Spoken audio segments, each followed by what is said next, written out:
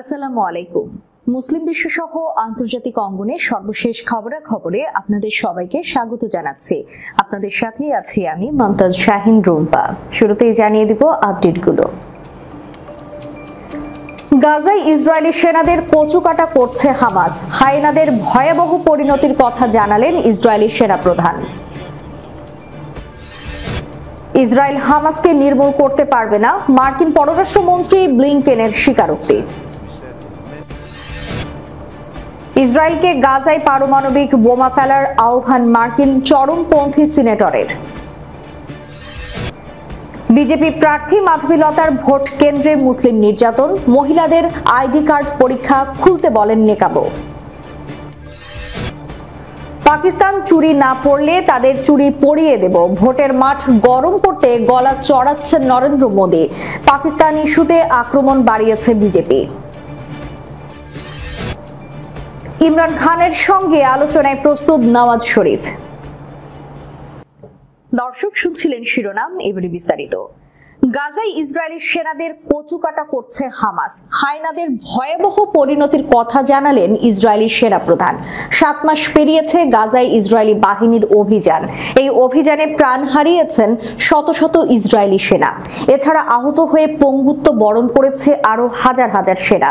হামাসের হামলায় কারো পা উড়ে গেছে, কারো আবার হাত, আবার কোনো সেনা হারিয়েছে চোখও। যদিও এসব বিষয় প্রকাশ্যে স্বীকার করেনি ইসরায়েল বাহিনী, তবে এবার গাজায় সেনাদের নির্মম ও ভয়াবহ পরিণতির কথা স্বীকার করেছেন ইসরায়েলের সেনাপ্রধান। সোমবার আশরাফ আল আসাদের এক প্রতিবেদনে এই তথ্য জানানো হয়েছে। রোববার ইসরায়েলি সেনাপ্রধান হারজি হালেভি বলেন, গত 7 অক্টোবর ইসরায়েলের নজিরবিহীন হামলা করে ফিলিস্তিনের স্বাধীনতাকামীদের সংগঠন হামাস। তাদের হামলার ফলে ইসরায়েলে যা ঘটেছে তার জন্য তিনি দায়বদ্ধ। তিনি বলেন, প্রতিদিন আমি এগুলোর ভার আমার কাঁধে অনুভব করি। আমার হৃদয় এই ঘটনার তাৎপর্য পুরোপুরি বুঝতে পারে। সেনাপ্রধান বলেন, আমি সেই কমান্ডার যে আপনাদের ছেলে মেয়েদের যুদ্ধে পাঠিয়েছি, তারা সেখানে নির্মম পরিণতির শিকার হয়েছে। সেখান থেকে তারা এখনো ফিরতে পারেনি।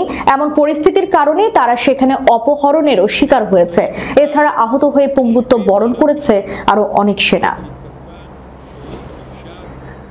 ফিলিস্তিনের গাজার দক্ষিণাঞ্চলীয় রাফা শহরে ইসরায়েলি বাহিনীর সর্বাত্মক অভিযান চালিয়েও হামাস নির্মূল হবে না বলে মন্তব্য করেছেন মার্কিন পররাষ্ট্রমন্ত্রী অ্যান্টনি ব্লিংকেন।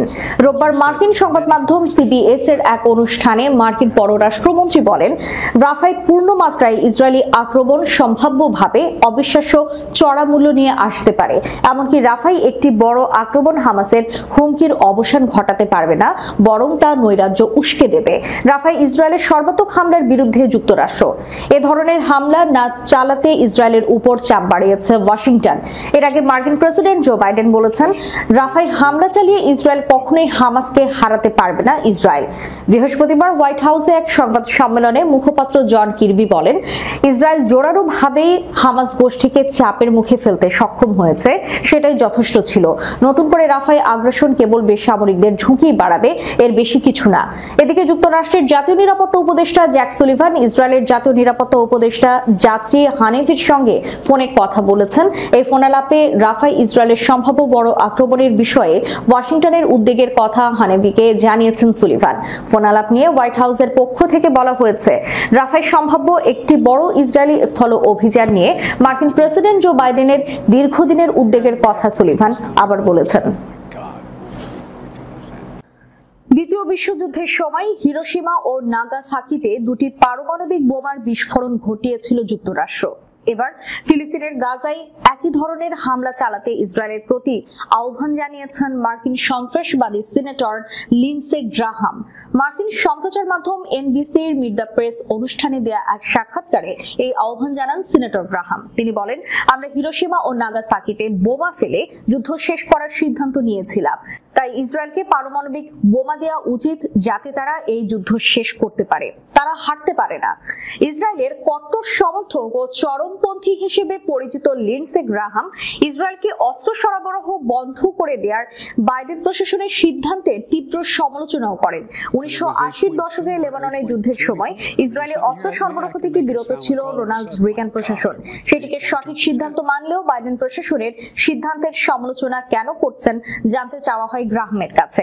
এর উত্তরে তিনি ফের দ্বিতীয় বিশ্বযুদ্ধের কথা তুলে ধরে পাল্টা প্রশ্ন রেখে বলেন, কেন যুক্তরাষ্ট্রের পক্ষে তাদের অস্তিত্বের জন্য হুমকি হয়ে ওঠা যুদ্ধের অবসান ঘটাতে হিরোশিমা ও নাগাসাকিতে দুটি পারমাণবিক বোমা ফেলা ঠিক ছিল? কেন এটা করা আমাদের জন্য ঠিক ছিল? কারণ আমরা ভেবেছিলাম এটা ঠিক আছে। উগ্রপন্থী লিন্ডসে গ্রাহাম ইসরায়েলের প্রতি আহ্বান জানিয়ে বলেন, ইসরায়েল ইহুদি রাষ্ট্র হিসেবে টিকে থাকার জন্য যা কিছু করতে হয় তা তোমরা করতে হবে। এদিকে বিজেপি প্রার্থী মাধবীলতার ভোট কেন্দ্রে মুসলিম নির্যাতন, মহিলাদের আইডি কার্ড পরীক্ষা খুলতে বলেন নেকাবো। ভারতের চতুর্থ ধাপের নির্বাচন চলছে। এই নির্বাচনে আবারও আলোচনার জন্ম দিয়েছেন বিজেপি প্রার্থী মাধবীলতা। হায়দ্রাবাদ আসন থেকে তিনি প্রতিদ্বন্দ্বিতা করছেন। আজকের অনুষ্ঠিত ভোটে অমৃতা বিদ্যালয়ে ভোট দেওয়ার পর বেশ কয়েকটি কেন্দ্র পরিদর্শন করেন মাধবী। পরে তিনি আজমপুরের একটি ভোট কেন্দ্রে যান। সেখানে ভোট দেওয়ার জন্য অপেক্ষারত নারীদের পরিচয়পত্র পরীক্ষা শুরু করেন তিনি। একটি ভিডিওতে তাকে একজন বোরকা পরা নারীকে তার নেকাব তোলার জন্য বলতে শোনা যায়। এই ঘটনার একটি ভিডিও প্রকাশ্যে আসার পর আসাদ উদ্দিন ওয়াইসির নেতৃত্বাধীন এআইএম দেশটির নির্বাচন কমিশনে অভিযোগ করেছে। এআইএমআইএম এর পক্ষ থেকে অভিযোগ করা হয়েছে বোরকা পরা নারীদের আইডি পরীক্ষা করেন মাধবীলতা। তিনি এই নারীদের নেকাব তুলতে বলেন। তেলেঙ্গানার হায়দ্রাবাদ আসনে আসাদউদ্দিন ও মাধবী প্রতিদ্বন্দ্বিতা করছেন। সর্বশেষ লোকসভা নির্বাচনে এই আসনে আসাদউদ্দিন উল্লেখযোগ্য ভোটের ব্যবধানে জয়ী হয়েছিলেন। আইডি কার্ড পরীক্ষা করার পর তিনি দাবি করেন, ভোটার তালিকায় অসঙ্গতি আছে, অনেক ভোটারের নাম নেই, সেই সঙ্গে ভোট দেওয়ার অনুমতি দিতে নির্বাচনী কর্মকর্তাদের সতর্ক করেন মাধবী। এর আগেও বিতর্কিত কর্মকাণ্ডের জেরে সমালোচিত হয়েছেন। সূত্র দ্য ইন্ডিয়ান এক্সপ্রেস। পাকিস্তান চুরি না পড়লে তাদের চুরি পড়িয়ে দেব, ভোটের মাঠ গরম করতে গলা চড়াচ্ছেন নরেন্দ্র মোদী। পাকিস্তান ইস্যুতে আক্রমণ বাড়িয়েছে বিজেপি। পাকিস্তান অধিকৃত কাশ্মীর ভারতের সঙ্গে যুক্ত হয়ে যাওয়া নিয়ে ভারতের স্বরাষ্ট্রমন্ত্রী রাজনাথ সিং এর মন্তব্যকে ঘিরে শুরু হয়েছে কথার লড়াই। জম্মু ও কাশ্মীরের বর্ষিয়ান রাজনীতিবিদ ও সাবেক মুখ্যমন্ত্রী ফারুক আব্দুল্লাহ এক প্রতিক্রিয়ায় বলেছিলেন, এমন করলে পাকিস্তান তো চুরি পড়ে বসে থাকবে না। এবার পাল্টা প্রতিক্রিয়ায় ভারতের প্রধানমন্ত্রী নরেন্দ্র মোদী বললেন, পাকিস্তান চুরি না পড়লে তাদের চুরি পড়িয়ে দেব। সোমবার বিহারের মুজফ্ফরপুরে এক রাজনৈতিক সভায় এমন প্রতিক্রিয়ায় দেন ভারতীয় জনতা পার্টির নেতা নরেন্দ্র মোদী। এই সময় বিজেপি বিরোধী ইন্ডিয়া জোটের কঠোর সমালোচনা করে তিনি বলেন, এই জোটের নেতারা কাপুরুষ, তারা পাকিস্তানের পরমাণু শক্তিকে ভয় পায়। এ সময় ইন্ডিয়া জোটের নেতা জম্মু ও কাশ্মীরের বর্ষিয়ান রাজনীতিবিদ ফারুক আব্দুল্লাহর এক বক্তব্যের সমালোচনা করেন মোদী, তবে সরাসরি ফারুক আব্দুল্লাহর নাম নেননি। মোদী বলেন, ইন্ডিয়া জোটের নেতারা বোধহয় পাকিস্তান ভীতিতে আছেন, তারা পরমাণু শক্তির দুঃস্বপ্ন দেখছেন। চলতি মাসের প্রথম দিকে ভারতীয় সংবাদ সংস্থা পিটিআইকে দেয়া এক সাক্ষাৎকারে স্বরাষ্ট্রমন্ত্রী রাজনাথ সিং বলেন, পাকিস্তান অধিকৃত কাশ্মীর নিতে হলে তো ভারতের দখল করার কোনো প্রয়োজন নেই, সেখানকার মানুষই চাইছেন ভারতের সঙ্গে যুক্ত হতে। এ ব্যাপারে কয়েকদিন পর শ্রীনগরে এক প্রোগ্রাম শেষে জম্মু ও কাশ্মীরের রাজনৈতিক দল ন্যাশনাল কনফারেন্সের নেতা ফারুক আব্দুল্লাহর কাছে জানতে চাওয়া হয়। তিনি তখন সাংবাদিকদের বলেন, প্রতিরক্ষা মন্ত্রী যদি এমন বলে থাকেন তাহলে এগিয়ে যান, আমরা আপনাদের থামানোর কে, কিন্তু মনে রাখবেন পাকিস্তান কিন্তু চুরি পড়ে বসে থাকবে না, তাদের কাছে অ্যাটম বোমা রয়েছে, তারা আমাদের উপর অ্যাটম বোমা ফেলবে। এবার নরেন্দ্র মোদী বললেন, পাকিস্তান যদি চুরি না পড়ে তাহলে আমরা তাদের চুরি পড়িয়ে দেব। আমি জানি তাদের কাছে পর্যাপ্ত খাবার নেই, এখন তো দেখছি তাদের কাছে পর্যাপ্ত চুরিও নেই।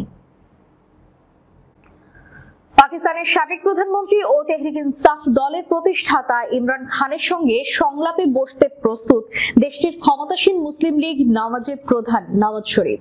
পাকিস্তানের প্রধানমন্ত্রী শাহবাজ শরীফের রাজনৈতিক বিষয়ক উপদেষ্টা রানা সানাউল্লাহ এই তথ্য জানিয়েছেন। রোববার পাকিস্তান ভিত্তিক সংবাদ মাধ্যম ARY নিউজ এক প্রতিবেদনে এই খবর দিয়েছে।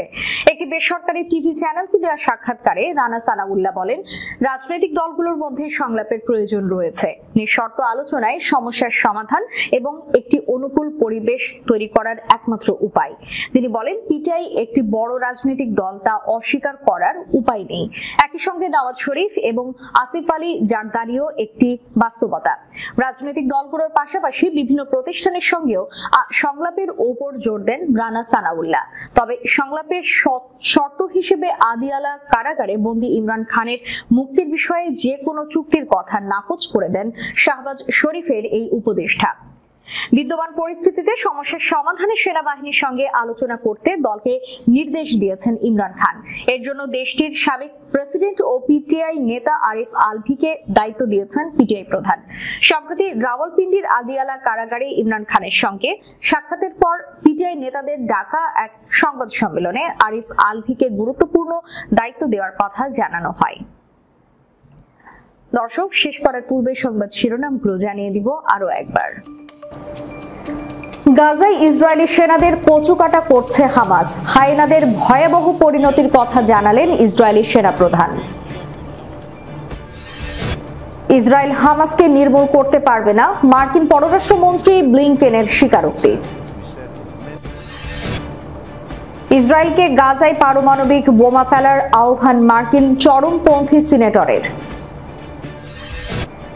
বিজেপি প্রার্থী মাধবীলতার ভোট কেন্দ্রে মুসলিম নির্যাতন, মহিলাদের আইডি কার্ড পরীক্ষা খুলতে বলেন নেকাবো। পাকিস্তান চুরি না পড়লে তাদের চুরি পরিয়ে দেব, ভোটের মাঠ গরম করতে গলা চড়াচ্ছেন নরেন্দ্র মোদী। পাকিস্তান ইস্যুতে আক্রমণ বাড়িয়েছে বিজেপি। ইমরান খানের সঙ্গে আলোচনায় প্রস্তুত নওয়াজ শরীফ। এতক্ষণ আমাদের সাথে থাকার জন্য ধন্যবাদ। আল্লাহ হাফেজ।